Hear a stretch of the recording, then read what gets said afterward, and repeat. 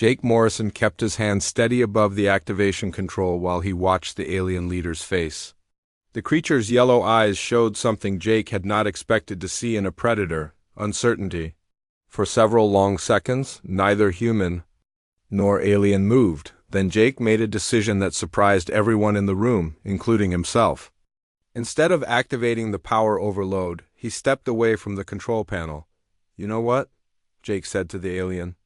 "I don't think you really want to kill us." The alien's head jerked back as if Jake had struck it.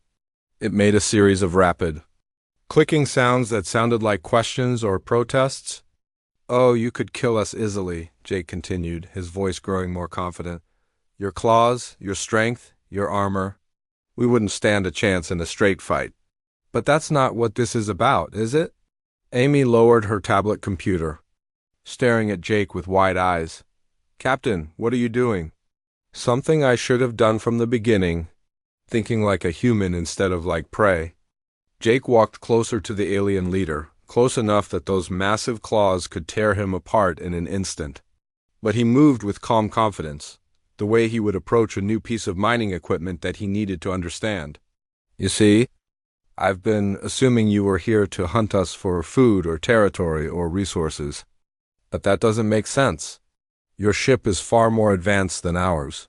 You could take anything you wanted from us without bothering to board our vessel." The alien tilted its head, listening to Jake's words even though it could not understand the language. But it could hear the change in tone, from fear to analysis. "Ben, how long have they been tracking us?" Ben checked his sensor readings, confusion clear on his face. "According to the logs, their ship appeared on our sensors exactly 47 minutes ago. But Captain, if they wanted to destroy us, they could have done it from a distance."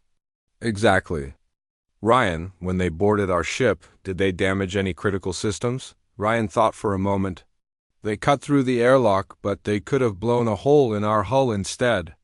They tore up some doors and bulkheads, but nothing that would cripple the ship." Jake nodded, his understanding growing clearer. "And Amy, you said they were using military tactics, but what kind?" Amy consulted her recordings. "Containment and herding. They split up to drive us toward specific areas of the ship. Almost like they were guiding us rather than just hunting randomly." The alien leader's eyes narrowed as it watched the humans analyze the situation. It made a low rumbling sound and took a step forward, but Jake did not retreat. "You're not hunters," Jake said directly to the creature. "You're researchers, or maybe explorers. You found our ship and decided to study how humans react under pressure." The alien's reaction confirmed Jake's theory. Its posture shifted again, becoming less aggressive and more curious. It turned its head and made different clicking sounds to its companions, sounds that carried a tone of instruction rather than command. "Captain," Amy said in amazement, "I think you're right. Look at how they're responding. They're not preparing to attack, they're observing us." Jake felt pieces of the puzzle clicking into place in his mind. Think about it from their perspective. They're probably the dominant species in their part of the galaxy. They encounter a new species, humans, and they want to understand what we're capable of. So they put us in a high-stress situation to see how we would react, Ben said, understanding, dawning on his face. "And we've been giving them quite a show," Ryan added grimly. Jake addressed the alien directly, speaking slowly and clearly, even though he knew it could not understand English. "We figured out your test. Now let me tell you what you've learned about humans." The alien leader moved closer, its full attention focused on Jake's words. The other aliens also gathered around, their aggressive postures replaced by something closer to scientific interest. "First, you learn that humans don't panic easily. When faced with superior force, we don't just run or surrender.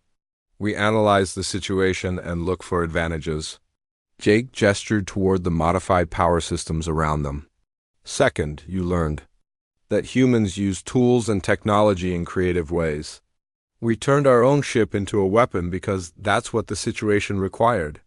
Amy stepped forward, adding her own observations. "Third, they learned that humans work together under pressure. We didn't abandon each other or fight among ourselves. We coordinated our efforts. And fourth, Ryan said, his hand still gripping, the plasma cutter. They learned that humans are willing to fight impossible odds if necessary. We weren't going to surrender even when defeat seemed certain.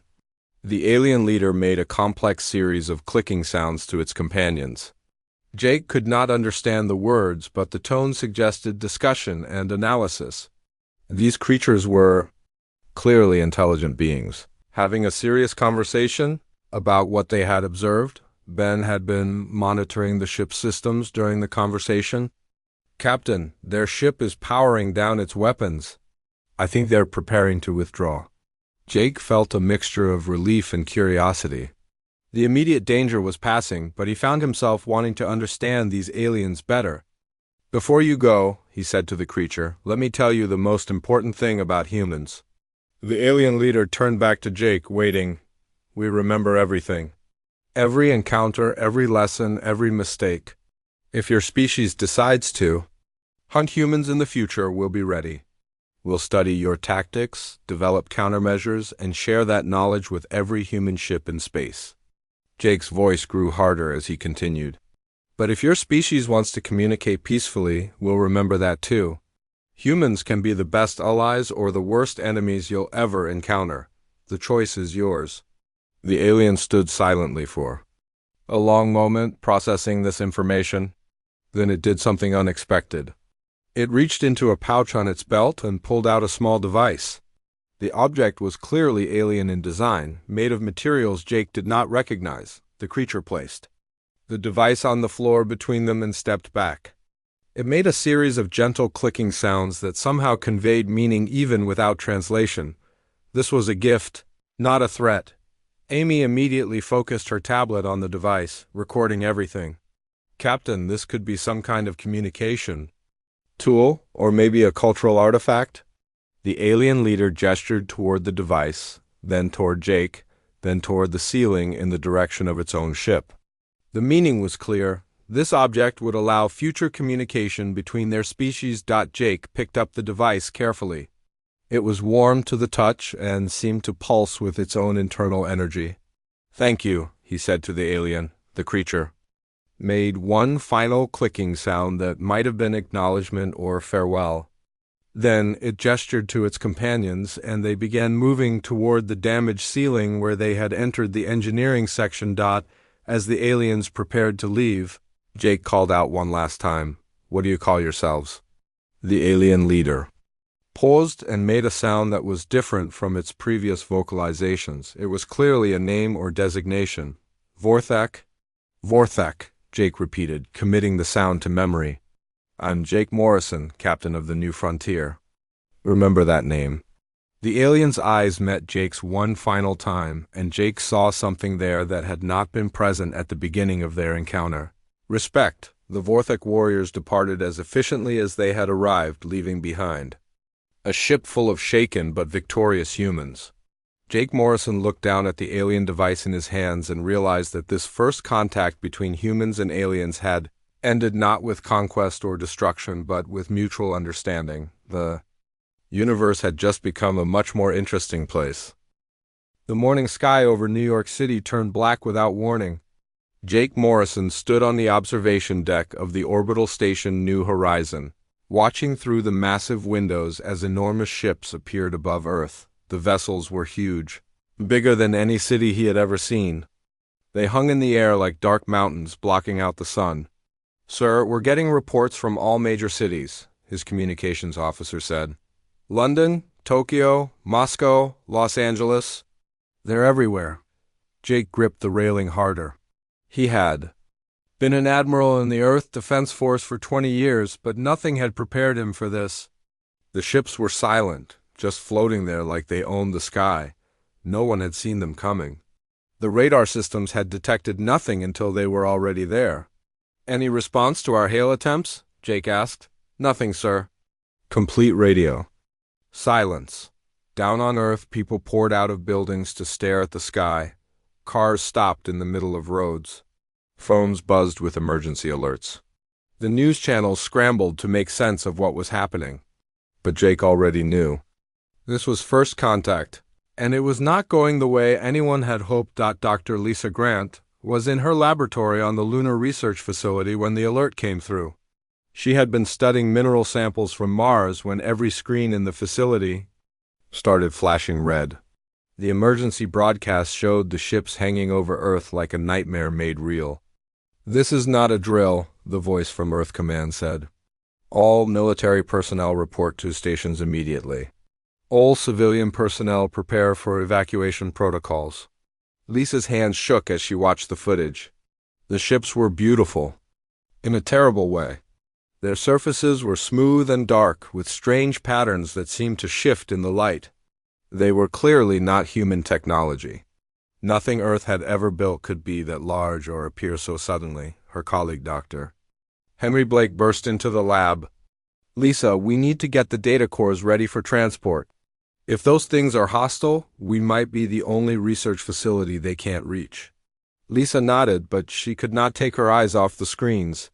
The ships had been there for an hour now, and still nothing happened. The waiting was worse than any attack on Earth. Captain Ryan Torres stood on the bridge of the USS Liberty, one of Earth's most advanced warships. The Pacific Fleet had been conducting routine exercises when the alien ships appeared. Now, they were the only thing standing between the West Coast and whatever those ships contained.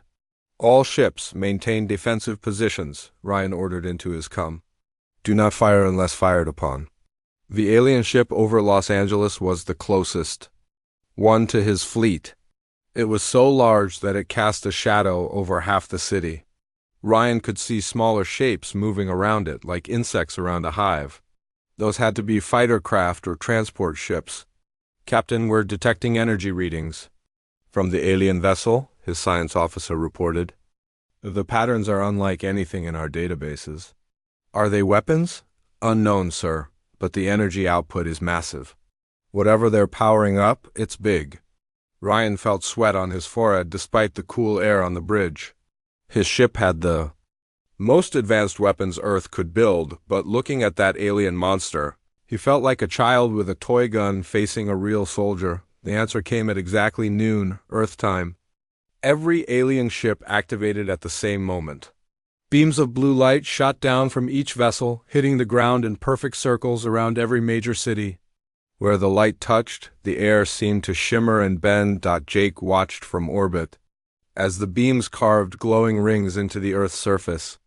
"What are they doing?" His tactical officer's voice was tight with fear.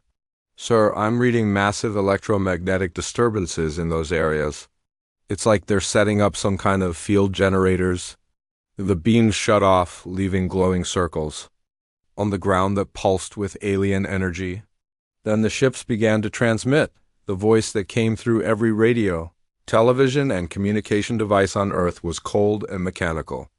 It spoke in perfect English, as if the aliens had been listening to human broadcasts for years. "Humans of Earth, you are now subjects of the Zephyrian Empire. Your planet has been selected for resource extraction and labor conscription. Resistance is futile. Surrender is mandatory." Jake's blood turned to ice. "Labor conscription. They want slaves," the voice continued. "All military forces will stand down immediately. All government officials will report to designated collection points. The civilian population will remain in their homes until processing begins. Any act of defiance will result in immediate termination." To prove their point, one of the ships over Paris fired a single beam at a military base outside the city. The entire facility vanished in a flash of light, leaving only a smoking crater where thousands of soldiers had been stationed. Ryan watched the feed from Paris with horror. "All ships fall back to defensive positions. Do not engage." "Sir, we can't just run," his weapons officer protested. "Look at that crater, Lieutenant." "Our weapons might as well be firecrackers against those things." But even as he gave the order to retreat, Ryan was already thinking. The aliens were powerful, but they had made one mistake. They had given humanity time to think, to plan, to prepare. That might be enough. On the lunar facility, Lisa sealed the research data in quantum storage containers. If Earth fell, someone had to survive to remember what had happened here. Someone had to make sure that humanity's story did not end with surrender. The invasion had begun, and Earth had lost the first battle before it even started. But the war was far from over. 6 months had passed since the Zephyrians came, and Earth looked like a different world. The great cities still stood, but they were hollow now, filled only with the aliens and their machines. The humans had been moved to work camps scattered across the planet's surface, digging and mining and building whatever their new masters demanded. Ben Carter wiped sweat from his face as he hauled another load of rare earth minerals from the Australian pit. The former NASA engineer had once designed spacecraft that touched the stars. Now he spent his days breaking rocks under the burning sun, a metal collar around his neck that would shock him if he worked too slowly. The collar was the worst part. Every human wore one now, a band of alien metal that monitored their every move. Step out of line, work too slowly, show any sign of resistance, and electricity would course through their body until they collapsed. Ben had seen strong men reduced to crying children by those collars, but Ben was watching, always watching. The aliens thought humans were stupid animals, good only for hard labor. They did not bother to hide their technology when humans were around. Ben had been studying their machines for months, memorizing every detail, every component, every weakness he could find. "Carter, move faster," growled the Zephyrian overseer. The alien was tall and thin, with gray skin and black eyes that never showed any emotion. They all looked the same to Ben, like living machines themselves. Ben nodded and picked up his pace, but his mind was elsewhere. He had noticed something strange about the energy cores that powered the alien equipment. They used a quantum field generator that seemed almost primitive compared to human fusion technology. If he could find a way to disrupt those fields... In Detroit, Kate Williams crouched in the ruins of an old subway tunnel, planning her next move. The former Marine sergeant had managed to avoid capture during the initial roundup, and now she led one of the few remaining resistance cells on the planet. They lived like rats in the underground, striking quick and running fast. "The convoy leaves the Detroit camp every Tuesday at 0600, she whispered to her team. 12 humans, 2 guards, 1 transport. We hit them at the bridge, grab the humans, and disappear before reinforcements arrive." Her team nodded. There were only 8 of them left now, down from the 30 they had started with. The Zephyrians were good at hunting humans, but Kate had been hunting enemies since she was 18 years old, and she was better. "Remember, we're not trying to win battles," she continued. "We're trying to save lives and gather intelligence. Every human we free is a victory. Every piece of alien tech we capture gets us closer to finding their weakness." Above ground, the work camps stretched for miles. Humans moved like zombies between the barracks and the mining sites, their spirits broken by months of slavery. But some still fought. Some still remembered what it meant to be free. Dr. Lisa Grant floated in the zero gravity of her hidden laboratory on the dark side of the moon. The Zephyrians had not found her yet, though she knew it was only a matter of time. She had been monitoring the neural suppression fields they used on the human population, and what she had discovered made no sense. The aliens claimed the devices were designed to make humans more obedient, to suppress their aggressive instincts and creative thinking. But Lisa's readings showed something completely different. The neural fields were actually enhancing human brain activity in unexpected ways. Pattern recognition was improving. Problem-solving abilities were increasing. Memory formation was becoming more efficient. "It's like they're accidentally making us smarter," she said to herself, reviewing the data for the 100th time. But why haven't they noticed? The answer came to her slowly. The Zephyrians had conquered dozens of worlds, enslaved hundreds of species. They used the same techniques on everyone, never bothering to study how different biology might react to their technology. They were so arrogant, so sure of their superiority, that they never imagined their control methods might backfire. Lisa began encrypting her findings, preparing to transmit them to the resistance cells on Earth. If the neural suppressors were actually helping humans, the resistance needed to know. In the camps, the changes were already beginning to show. Construction worker Tony Valdez had been assigned to repair alien equipment in the Nevada facility. He had never been particularly smart, just strong and good with his hands. But lately he found himself understanding things that should have been impossible. When he touched the alien control panels, he could almost feel the data flowing through them. The quantum processors spoke to him in a language he did not know he understood. Circuit patterns became as clear as roadmaps. It was like the machines wanted to share their secrets with him. "Valdez, what are you doing?" The overseer's voice made him jump. "Just fixing the power coupling, sir," Tony replied, quickly finishing his work, but he had done more than fix it. He had mapped the entire control system in his mind, learned how to access functions the aliens thought were secure. Amy Roberts noticed the changes in her students first. She had been a teacher before the invasion, and now she worked in the camp's education center, preparing human children for their future roles as laborers. But the children were learning far more than their alien supervisors realized. 10-year-old Bobby Kim could solve math problems that should have been impossible for his age. Sarah Jones was designing complex engineering solutions in her head.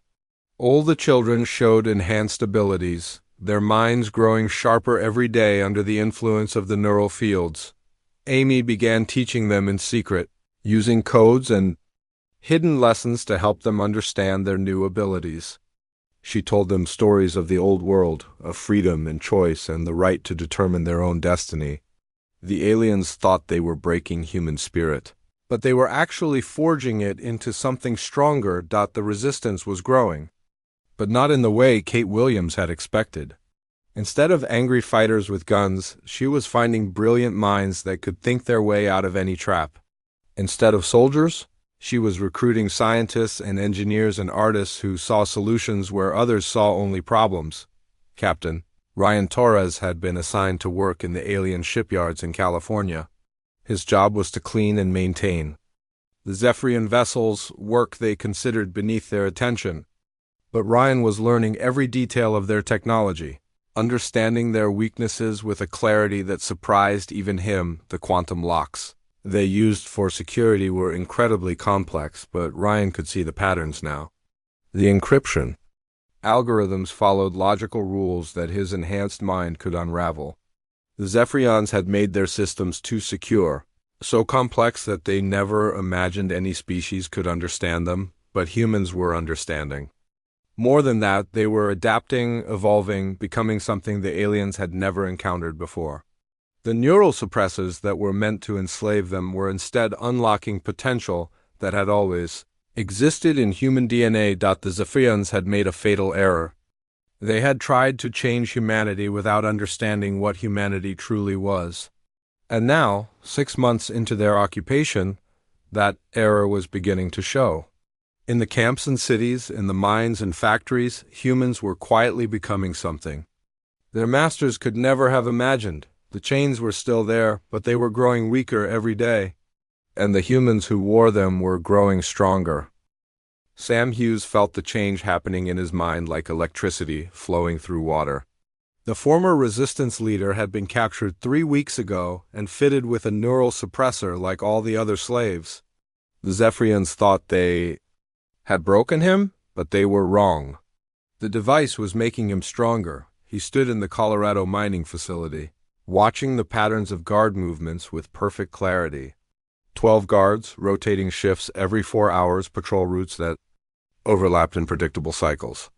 There was a gap in coverage near the east wall that lasted exactly 97 seconds every hour. Before the neural suppressor, Sam might have noticed the gap eventually. Now he could map every second of it in his head.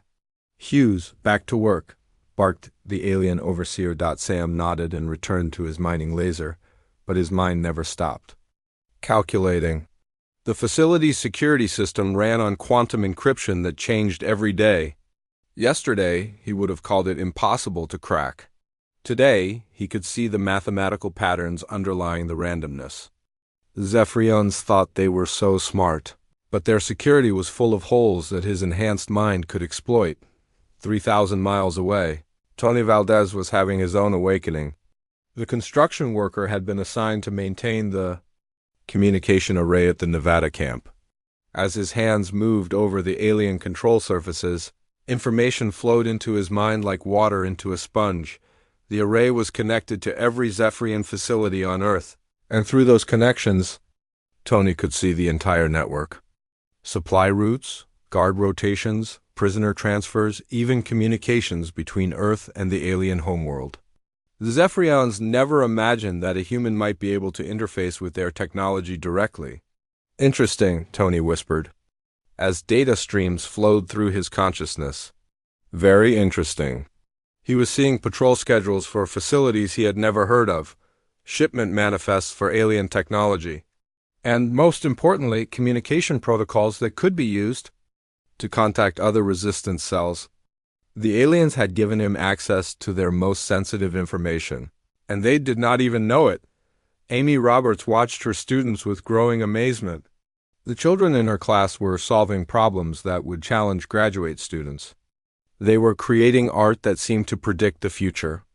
They were asking questions that cut straight to the heart of complex issues. 8-year-old Danny Foster had drawn a picture that perfectly showed the layout of the alien command center, complete with security checkpoints he had never seen. 12-year-old Susan Palmer had written a story about escape routes from the camp that turned out to be completely accurate. The neural suppressors were not just enhancing their intelligence, they were giving them abilities that bordered on the supernatural. Miss Roberts, Susan said after class, I know you're part of the resistance. Amy's blood turned cold. If the children knew, how long before the aliens found out? I don't know what you mean, Amy replied carefully. It's okay, Danny added. We all know, and we want to help. Amy looked at their faces, so young but with eyes that seemed ancient and wise. What do you mean, help? We can see things, Susan explained. Patterns and connections, we know when the guards are coming. We know which adults are ready to fight and which ones are too scared. We know where the weak spots are in their security.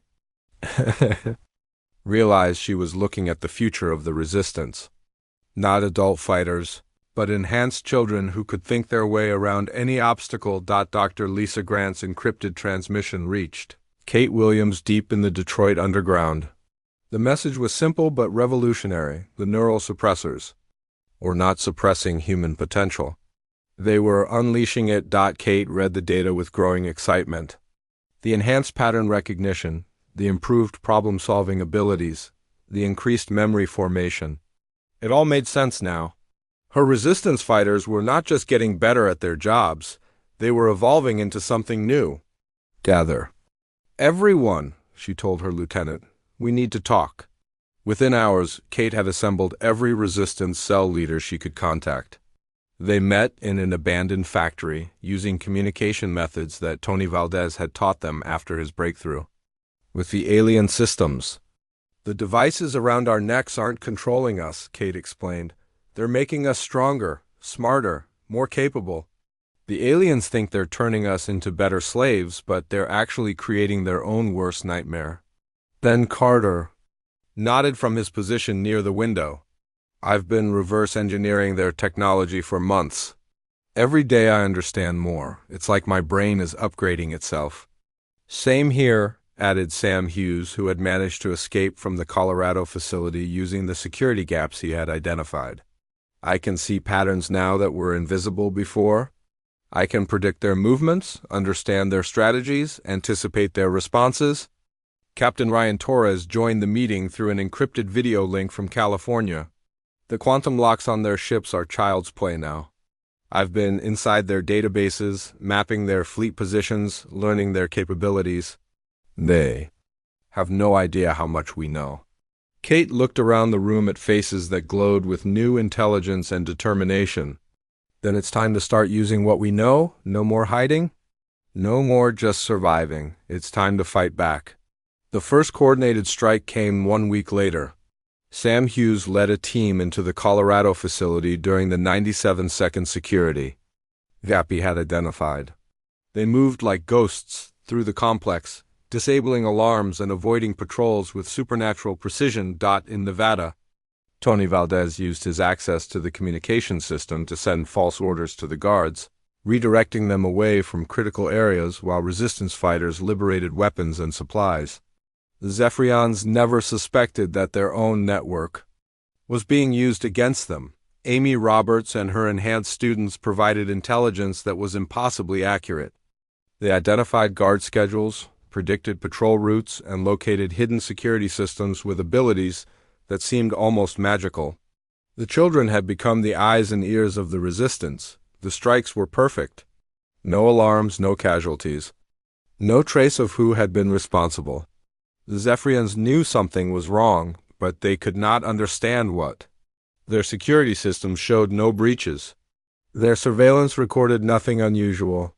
It was as if the humans had simply vanished into thin air, but the humans had not vanished. They had evolved. The neural suppressors that were meant to make them docile instead awakened abilities that their alien masters could not comprehend. Pattern recognition that bordered on precognition. Problem-solving skills that could unravel any puzzle. Memory enhancement that turned every human into a living computer. Dr. Lisa Grant watched the reports from her lunar laboratory with growing pride. The resistance was not just fighting back now. They were winning. And they were doing it not with brute force or superior technology, but with the enhanced human mind that the Zephyrians had accidentally created. The aliens had tried to enslave humanity by changing them. Instead, they had unleashed something that would ultimately destroy their empire. The hunters had become the hunted, and they did not even know it yet, but they would learn. Soon enough, every alien in the galaxy would understand the terrible mistake they had made when they tried to enslave Earth. They had awakened something that should have been left sleeping. They had given humanity the tools it needed to become the dominant force in the galaxy. The awakening was complete. Now the real war could begin. The war had been going on for 3 months now, though the Zephyrians still did not realize they were fighting one. To them, it looked like random equipment failures, communication glitches, and occasional supply shortages. They had no idea that every problem was carefully planned and executed by the enhanced humans they thought they controlled. Carlos Kim crouched in the maintenance tunnel beneath the Chicago Processing Center, his fingers dancing across the alien data terminal. The former tech specialist had been captured during the initial invasion, but now he moved through Zephyrian computer systems like a fish through water. The neural suppressor around his neck hummed softly, continuously enhancing his already formidable abilities. "I'm in," he whispered into his cum. Accessing the central database now. The information that flowed into his mind was staggering. Earth was just one planet among dozens that the Zephyrians had conquered. The Alteron system, the crystalline, workers of Vega Prime, the aquatic peoples of Hydros, all slaves, all suffering under the same brutal system that had been imposed on humanity, but there was something else in the data. References to other uprisings, other resistance movements that had been crushed with overwhelming force. The Zephyrians had faced rebellion before, and they always won through sheer brutality. When a slave world rebelled, they simply killed everyone and moved on to the next target. "Kate, you need to hear this." Carlos transmitted to the resistance leader. Kate Williams was leading her own mission on the other side of the city, liberating humans from a transport convoy. Her enhanced tactical abilities let her predict enemy movements with perfect accuracy, turning what should have been a desperate battle into a flawless operation. "Go ahead, Carlos," she replied, even as she signaled her team to take position. "Earth isn't their only target. There are 37 other enslaved worlds, and they have a protocol for dealing with resistance. If we push too hard, they'll implement what they call final solution, complete extermination." Kate's blood ran cold, but her enhanced mind was already working through the implications. "How long do we have?" "Unknown, but I'm seeing increased military chatter. They're getting nervous about our activities." Kate watched the alien transport approach the ambush point. 12 human prisoners, 2 guards, standard procedure. But now she had to think beyond just saving these 12 lives. She had to think about saving the entire species. "Change of plans," she told her team. "We take the transport, but we make it look like an accident. No evidence of organized resistance. The operation was flawless. The transport suffered what appeared to be a mechanical failure, sliding off the road into a river. The guards were knocked unconscious in the crash, and the prisoners simply vanished in the confusion. When rescue teams arrived, they found only an unfortunate accident with missing prisoners who had obviously drowned. Pilot Megan Walsh was learning similar lessons in the skies over Montana. She flew a captured Zephyrian shuttle using its own technology against alien patrols. The irony was not lost on her. They were fighting the aliens with their own weapons, thinking with their own enhanced minds, using their own mistakes against them.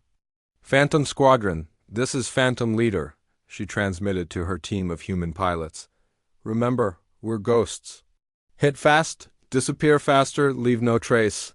Her squadron swooped down on an alien supply convoy, destroying the vehicles with precisely targeted strikes before vanishing into the cloud cover.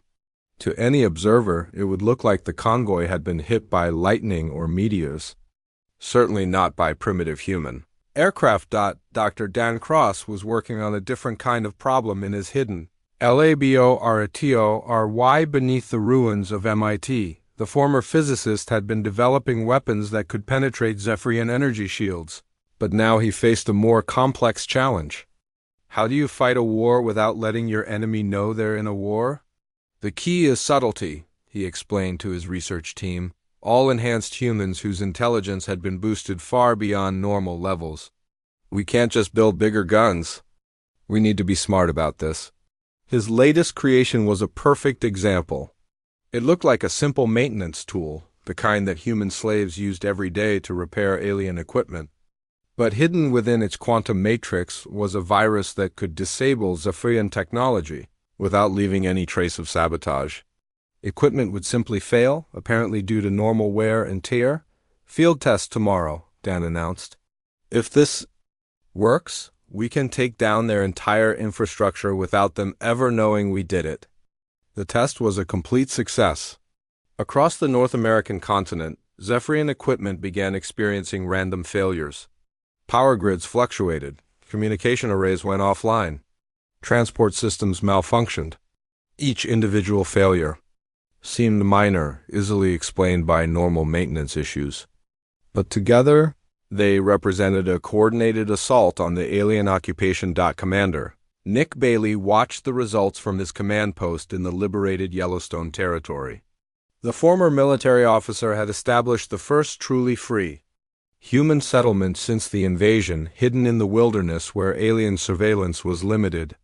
"Their response time is getting longer," he reported to Kate Williams during their weekly strategy meeting. "Every system failure forces them to divert resources to repairs. They're spreading themselves thin." Kate nodded, studying the tactical displays that showed alien positions across the globe. Her enhanced mind could see patterns that would have been invisible before the neural suppression. "Good, but we need to be careful." Carlos found evidence that they have a final solution protocol. "If they realize we're organized, they might decide to just kill everyone and start over." "Then we make sure they never realize it," replied Dr. Eva Torres from her laboratory in the Mexican Resistance Stronghold. The scientist had been working on countermeasures to alien mind control technology, and her latest breakthrough was revolutionary. "I've cracked their neural interface protocols," she announced. "Not only can I block their attempts to read human minds, I can actually reverse the process. We can read their thoughts instead." The implications were staggering. If humans could monitor alien thoughts, they would have advance warning of any major operations. They could stay one step ahead of their enemies while maintaining the illusion that they were still obedient slaves. Sam Hughes was the first to field test the new technology. Working in the Colorado mining facility, he wore Ava's prototype device disguised as a medical implant. When the Zephyrian overseer approached, Sam could sense his thoughts like whispers in his mind. The alien was suspicious. Too many equipment failures, too many minor accidents, too many coincidences. He was beginning to wonder if the humans were more organized than they appeared. But he had no proof, and his superiors were not interested in his paranoid theories. Sam smiled and continued. his work filing away the information for future use. The aliens were starting to suspect, but they were not ready to act yet. That gave the resistance time to prepare for the next phase of their war. Tony Valdez had been busy too, expanding his access to the Zephyrian communication network. From his position in the Nevada facility, he could now monitor alien transmissions across the entire planet. What he discovered was both encouraging and terrifying. The resistance was more successful than anyone had realized. Similar uprisings were happening on every continent, all following the same pattern of invisible sabotage and unexplained failures. The Zephyrians were losing control of their occupation, but they did not understand why, but they were not stupid. Reports were flooding in about the mechanical difficulties plaguing their Earth operations. Equipment that should have lasted for centuries was failing after months. Systems that should have been foolproof were experiencing impossible errors. And always, it happened when humans were nearby. "They're starting to connect the dots," Tony reported to the Global Resistance Network. "We need to accelerate our timeline." Kate Williams called an emergency meeting of all resistance leaders. They gathered in the virtual space that Carlos Kim had created within the alien communication network, a place where their enhanced minds could meet without physical limitations. "The underground war has been successful beyond our wildest dreams," Kate began, "but success brings its own dangers. We're approaching the point where they'll realize what's really happening. When that moment comes, we need to be ready for open warfare." Around the virtual table, enhanced human minds began planning for the day when the shadows would give way to open battle. The underground war had weakened their enemies and strengthened the resistance. But the real test was still to come. The Zephyrians thought they ruled Earth. Soon they would learn the truth. The slaves they had created were no longer slaves. They were something new, something dangerous, something that would ultimately bring down an empire that had ruled the galaxy. For 1,000 years, the underground war was almost over. The real war was about to begin.